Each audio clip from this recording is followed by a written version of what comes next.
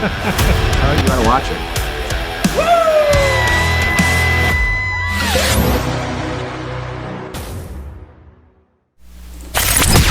Get ready to get inspired. This is the Go4TheGoldy podcast. Good afternoon. It's August 25th, 2021, and you are about to experience the first version of the new offshoot Go4TheGoldy show called Goldy Gabs, episode 1. And ta-da, here we are. So this is new and exciting, and this is something that came to me because a friend of mine actually reached out to me pretty recently and just asked me a really simple question. And what he asked me was, where do you find your motivation to do what you do on a daily basis? And I thought that was an interesting question. And he had asked me over Facebook Messenger. And, when I started thinking about it, I typed something and then I'd stop. And I'd type something, then I'd stop. And then I realized that is just such a nuanced and convoluted question. I was going to record something for him and just kind of put it on Instagram or something like that. And then I started thinking, I'm like, you know what, that would be a cool topic, or a cool kind of an offshoot of, my show, to kind of discuss topics surrounding health and fitness and triathlon and all these different avenues that I could explore in depth, just kind of off the cuff here. So that's what we're doing. So if you see at the top of the screen here, it says today's topic is motivation. So that's exactly what we're going to talk about today. Don't know how long this is going to be, and I have a couple notes jotted down, off the top of my head. I'm just going to kind of riff on them, but so this one's for you, man. You came up with this whole, I don't want to, dox him off the bat. I don't know if he wants his name floating around out there, so I won't say his name, but I appreciate, the ingenuity in the evolution of this show, and that gave me the idea to do this. So here we go. So first of all, with motivation, let's take a step back here too real quick. I thought this would fall in line perfectly with what I'm trying to accomplish with my community here as well. I want to be a central location for people to be exposed to sports maybe they've never heard of before, or something they're doing and or maybe not even doing but find really interesting. And my show or my interview will be something that pushes you over the edge to pursue that thing you've been putting off for a while. I mean, with the year that we've just had, and obviously we're still in it, this has given us a lot of time to prioritize things, and mental health is something that's really important to the individual. And I think pursuing goals and achieving them is a really fulfilling endeavor, and I think a lot of people should, if you're not doing something, just find something you're passionate about and go after it. Let's get started talking about motivation. So my idea for this is, let's talk about, I'm just going to talk off the cuff about what motivates me. And if you're listening to this, I'm going to have this be somewhat participatory as well. Right now I'm recording it. I'm not doing it live. Maybe I do it live in the future. I'm not sure. But I did post this question on Facebook and Instagram yesterday, what motivates you? So there's going to be a segment of the show here where I'm going to go over the answers I received. And we're going to talk about what motivates different people, because different things motivate different people. So let's dive into it. So first of all, with motivation, one of the things that I think is important to kind of break down right off the bat is there are intrinsic goals and there are extrinsic goals. So basically, an intrinsic reason for setting a goal and achieving it would be learning a new language because you like it, because you find it interesting and you find that fulfilling. Whereas an extrinsic goal would be you study really hard for a test and you get an A+. You're seeking not approval, but an exterior source of confirmation for the goal that you've achieved. So those are really the two.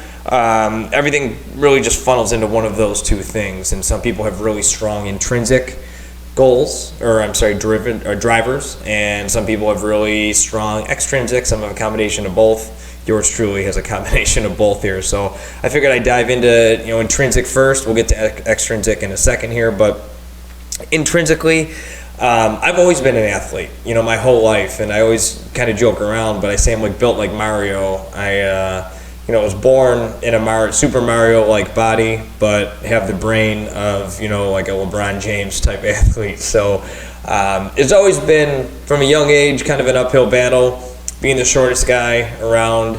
I guess I've always had a stronger mindset where it's always been, I'm not going to let this hinder me. I'm going to prove others wrong. And whenever I hear someone tell me I can't do something, that really drives me to do that thing. And even from a young age, I decided to play football when I was in 8th grade, and right off the bat, I was a quarterback my 8th grade year, and then I was told that I was too short to play quarterback in high school, and that just drove me to be the best football player that I could be. I was a swimmer, and I don't have a swimmer body. I'm not like a long, tall, lanky guy. And that drove me to really work my ass off and do the best that I could at that. So it's just from a young age, as far as I can remember, intrinsically I've always wanted to prove to myself that I could do it. So swimming, let's say in high school, I didn't have the typical swimmer's body, but guess what? I was able to get to the sectionals. In football, I'd score a touchdown or whatever, and internally that was a fulfilling endeavor for me. So I guess I got hooked to that feeling early on in life, and I rode that until I'm in my mid-30s right now. I'm 35, and I've ridden that until I'm to this point in my life, and I'm going to continue to ride it probably until I die. Another thing is I'm very task oriented, so I'm kind of like a dog in that sense, where I like having the structure and rigidity of a day-to-day kind of a checklist. So it just, for some reason, makes me all warm and fuzzy inside. So I like having that idea of, with triathlon specifically, and you kind of see it over here on the whiteboard for those listening. I have a whiteboard in my room. It's kind of like my vision board, where I have my goals for the year on a macro level, but on a more micro level, I have my day-to-day activities that I have lined up. So every Sunday, I line up what I'm going to do as far as workouts, and then my side stuff like my YouTube channel and podcast and stuff like this. And I enjoy. It's fulfilling for me on a daily basis when I put my head on the pillow to know that what I set out I was going to do that day, I actually did. So that's another intrinsic thing for me because, to be honest with you, in my mid-20s, I really didn't have much direction.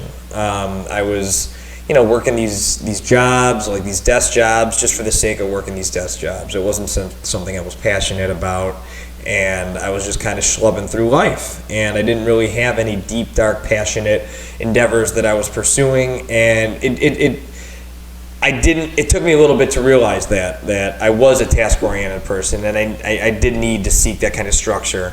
I'd work, I'd be like not physically, I'd be like mentally tired from a day of quote unquote hard work, but it wasn't something that I was enjoying. So I made the conscious decision when my father passed away, actually, when I was 29 years old, to pursue things that I'm really passionate about. And that was obviously a parent passing away is a huge deal, and but that was a big turning point for me to cognizantly make the decision to pursue passions. And that's in kind of piggybacking off of that. I think being self-aware is really important as well in life. And my family, full disclosure, has dealt with a lot of addiction issues, and I've had family members, die from addiction issues, including my father. So, it was alcoholism and, attachment to drugs. And I think I took that idea of addiction, but I don't know if, and I could be wrong. I'm not a scientist. I don't know. But the way I kind of perceive it, or maybe even trick myself, I don't know. But I think that, alcoholism in a broader sense is an addiction. And addiction, is something that's going to be in me, but I want to channel it towards positive things. So, for instance, today, I woke up at 5. I went to F45, the gym I go to, the 6 a.m. class. Right from the 6 a.m. class, I went to another gym. I did a 2,000-yard swim. And then, during halfway through the day, I did a 7-mile run when it was 96 degrees out here in Texas running around. For some people, and that's probably where this question came up originally, is, where do you find the motivation to do things like that? And I think it's that addictive personality that's in me, where I wrote it on the board, and I have to check those things off on a daily basis, because the goal at the end is, to race. So I know this is a very convoluted, but you see how it all kind of fits together there, and that's where I'm thinking the extrinsic and the intrinsic, motivations come together, because I think talking about, just the satisfaction of knowing that I'm pushing myself and I'm doing this to be healthy, and getting to the point at the end of the day where I am physically exhausted. My fiance, soon to be wife, 37 days, October 1st, whenever that is, she'll be talking to me at night, and I'm gone. I am passed out. I am dead. So I love that feeling, because I think too many people aren't pushing themselves physically enough. And I'm not saying go out and do what I'm doing on a daily basis, and I'm not even doing a fraction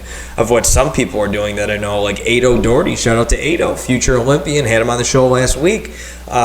He is a maniac. He's a professional triathlete, but I think there's some level within us that we need to exert physical activity on a daily basis, and that's where I think a lot of sleeping problems come from with people. They're not going to bed tired. It's the illusion that you're tired because you're emotionally tired or mentally tired from doing a job that you don't like, and then you go home and you watch TV, and you're not really fulfilling these needs, so you're not really exhausted at the end of the day. But I'm just kind of ranting, but intrinsically, I guess the point I was trying to make there is I am trying to be as healthy as I possibly can. That's really important to me, because what does money or anything else really mean, or the stuff that you get, if you can't enjoy it?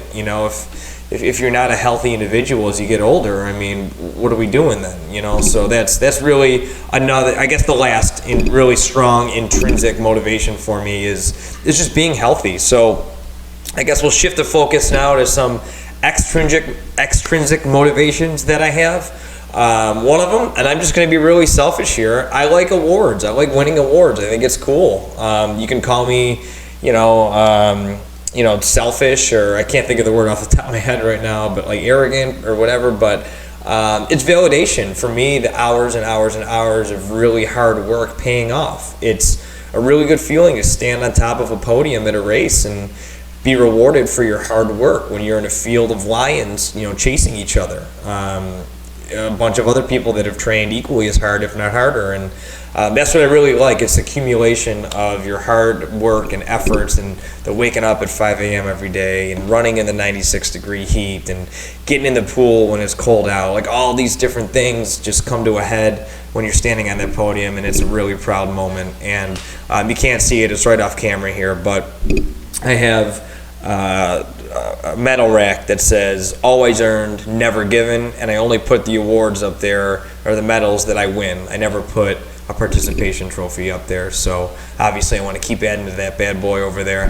But that's a big extrinsic motivator for me, is getting awards. I really enjoy standing on that podium, because it is just a reward for the hard work that you put in. But also, I've gotten so many cool trips out of out of competing for triathlon. If you don't know, for the past 5 years, I've qualified for the sprint triathlon age group Team USA. So what that means is you compete at races locally, and if you place in the top 3, you get to compete at the national championship, and then they bring 17 or 18 people, the top in the country in your age group, and they're in 5-year increments to the world championships. So far I've qualified for 5. I've only been to 2 due to extenuating circumstances. I couldn't go to Australia, the Gold Coast, because I was moving from Buffalo, New York, to Frisco, Texas, where I live now, and I couldn't go to Edmonton last year. I think we all know what happened in 2020. But I was able to go to Rotterdam in the Netherlands and Lausanne, Switzerland, and I actually proposed to my fiance at Lausanne, Switzerland at the World Championships. Now, that sentence to come out of my mouth 6-7 years ago, before I got into triathlon, I would say, what are you talking about? That's a different person. That's not you. But it's true, and it's crazy to think that the hard work and effort and all that kind of stuff that I've put into it, it manifests into trips all over the world to places I would never even think about going. Like, why would I spin a globe and point to Lausanne, Switzerland, and decide to go on vacation there? Well, I never would. But because the World Championships were there and I qualified, I was able to go, and we had one of the best experiences of our lives. So, awards, trips. Now, another thing is being an example for others. It's really, really, really rewarding to me. I put in a lot of time and effort into this stuff, and I try to be an example to others of, what hard work can get you for an average Joe. I'm an average Joe. Like I told you, I'm 5'6", 5'7", somewhere in that neighborhood. And I work a full-time job. I'm not a professional. I just work my ass off, and I want to be an example for others. And I'll post something on Instagram or Facebook or Twitter. I'll put hours of effort into making a YouTube video, and it'll get 1 like, 2 likes. No one watches it. And honestly, it's kind of discouraging sometimes, but at the same time, in the back of my head, I'm remembering that one person who reached out to me a couple weeks ago who said, "Goldy, what you're doing is really impressive, and I went to the gym today for the first time in a while because I saw what you're doing, and you motivated me to do that." And that just being candid, that really motivates the hell out of me. So I'm just gonna tell you, never hesitate to reach out and tell me that I'm motivating you, because that really is something that drives me quite a bit extrinsically. And at the same time of like being an example for others, I want to redefine what it means to be old.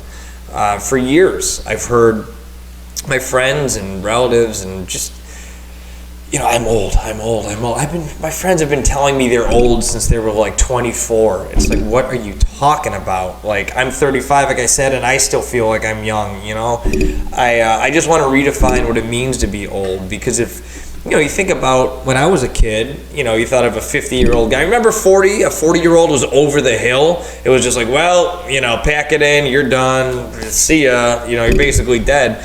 I'm 5 years from 40, and I'm just really looking forward to the rest of my life competing at these national championships and hopefully a lot more world championships as I get older. I mean, I was on the plane.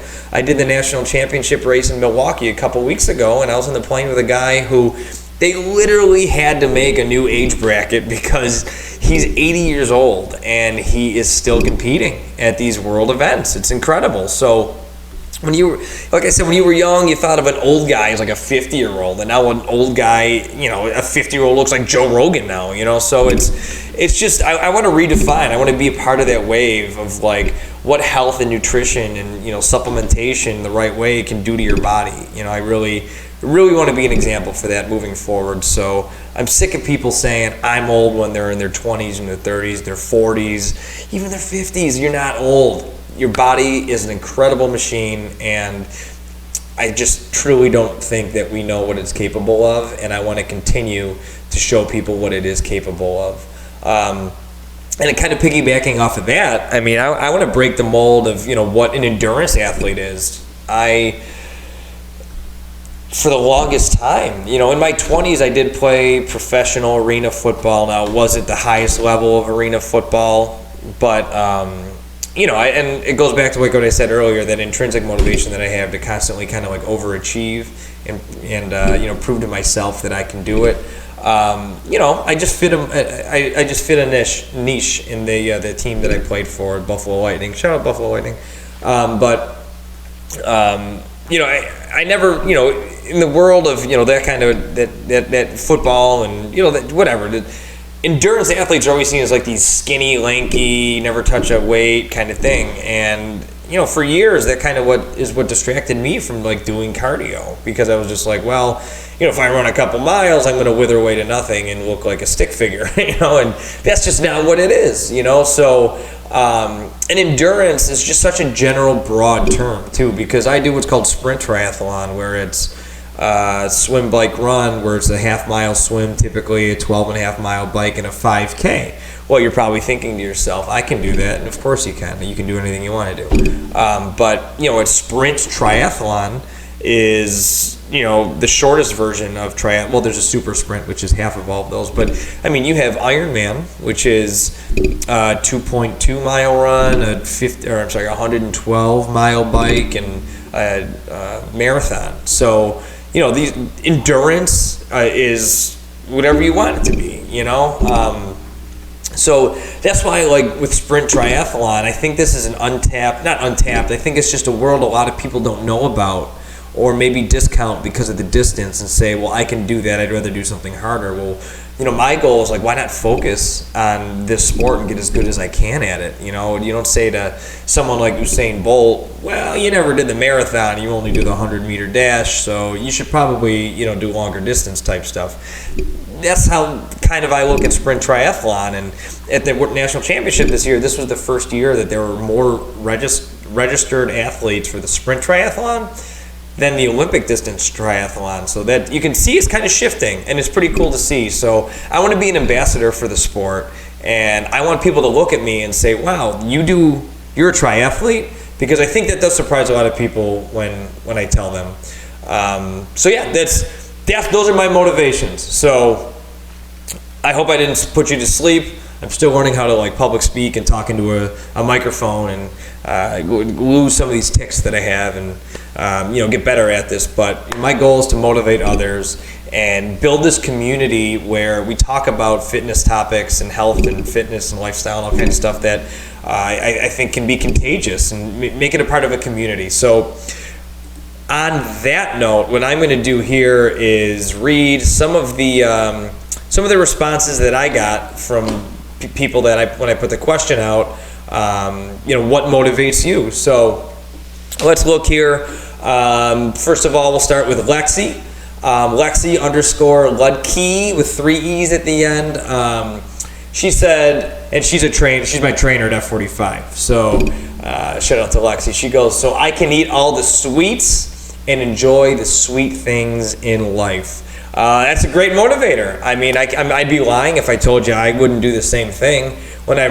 For instance, today, I grabbed a big ass steak because I knew that I worked my tail off today, and I'm rewarding myself with that big. Obviously, that's not sweet, but along the same concept. It's I work out to eat. I'm always hungry. So Lexi, I love it. Crushing the sweets. That's another thing too. Sidebar. You gotta enjoy life. You gotta treat yourself once in a while. Don't make it the norm.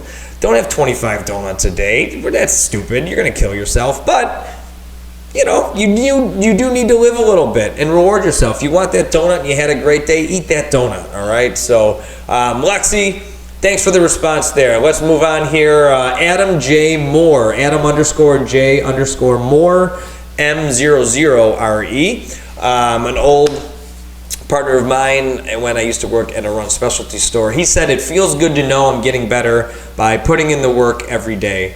And that's right, Adam. That's exactly what I was talking about earlier too. I think that it's a feeling of accomplishment and fulfillment that unfortunately I don't think a lot of people experience these days in the world of technology. It's really easy to get lost in the world of social media and video games and movies and TV, Hulu, Netflix.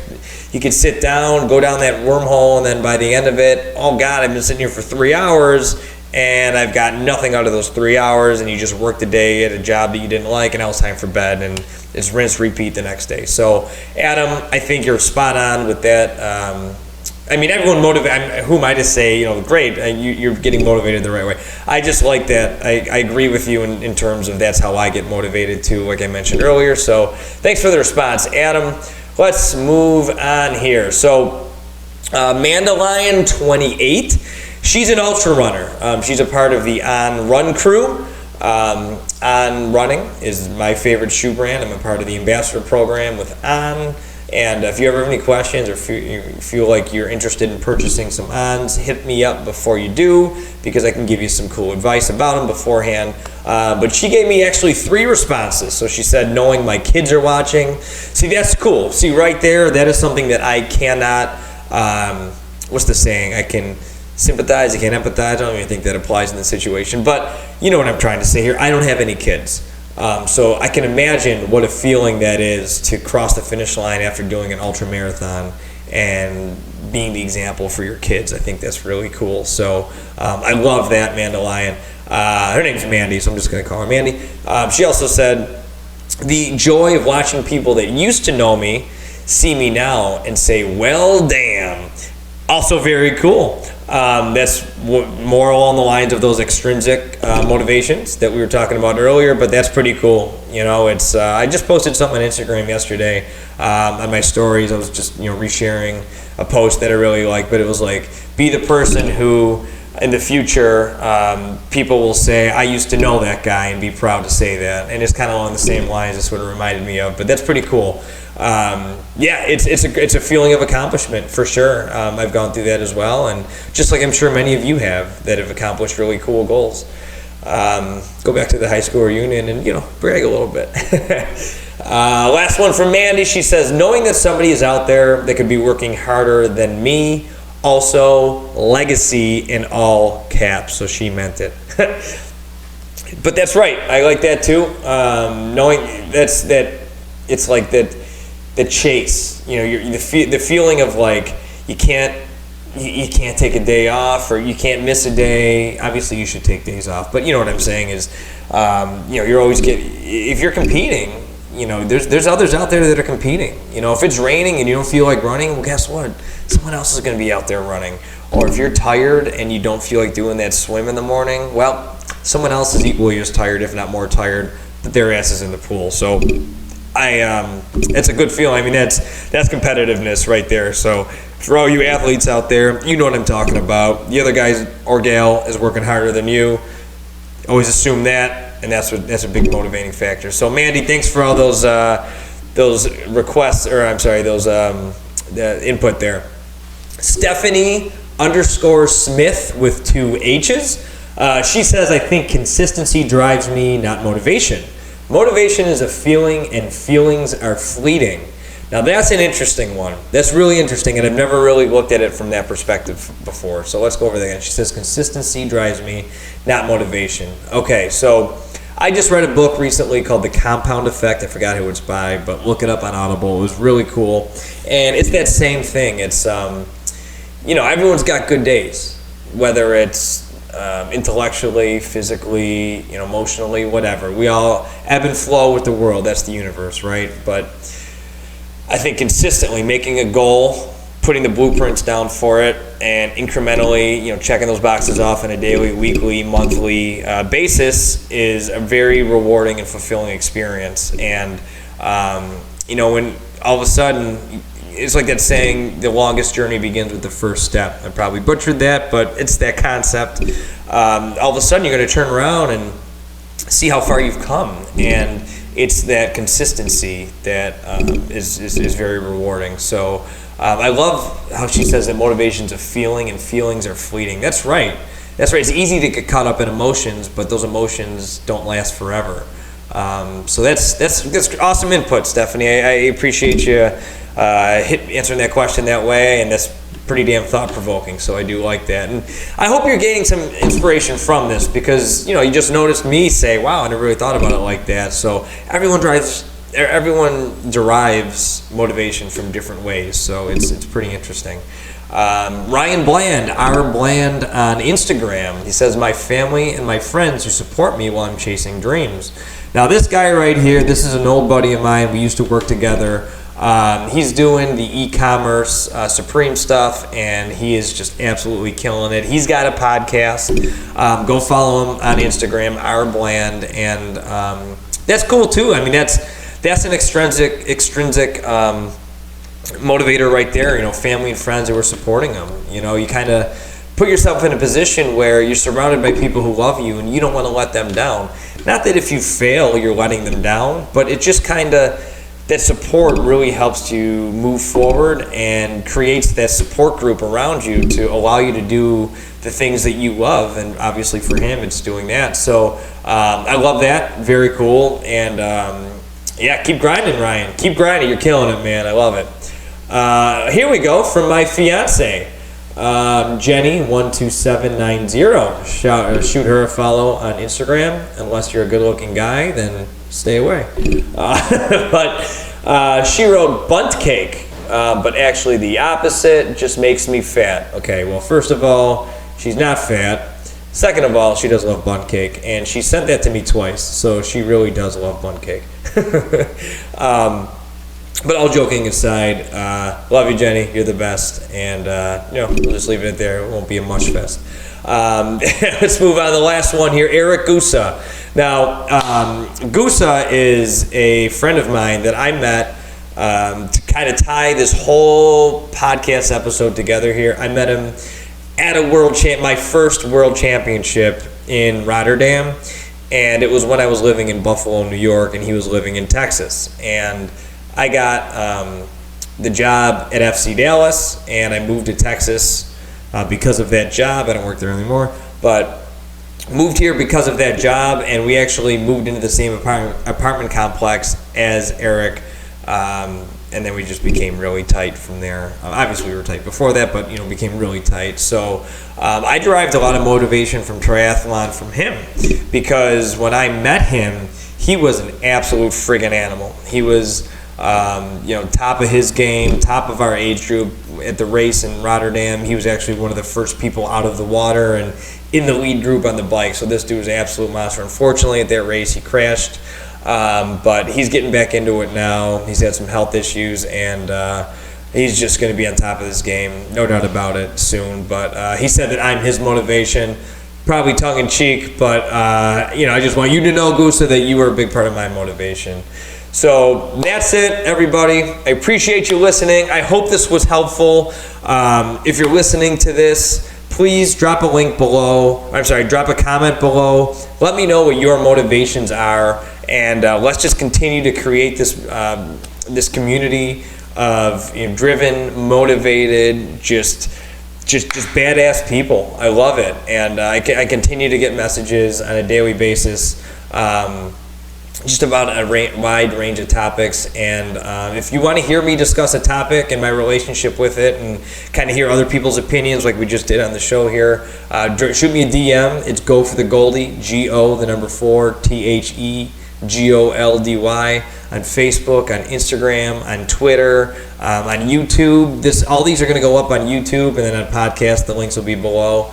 And the last thing I'll say is I did start a Patreon. I've never really dabbled in it before. I really have no idea what I'm doing, but like I mentioned earlier, the longest journey begins with the first step. So I created an account, and we're live. So if you want to support my work, feel free. Even if it's like a nickel a month, it'll make me feel good. So this stuff's not cheap to buy all this stuff. If you can't see behind me, there's my bike.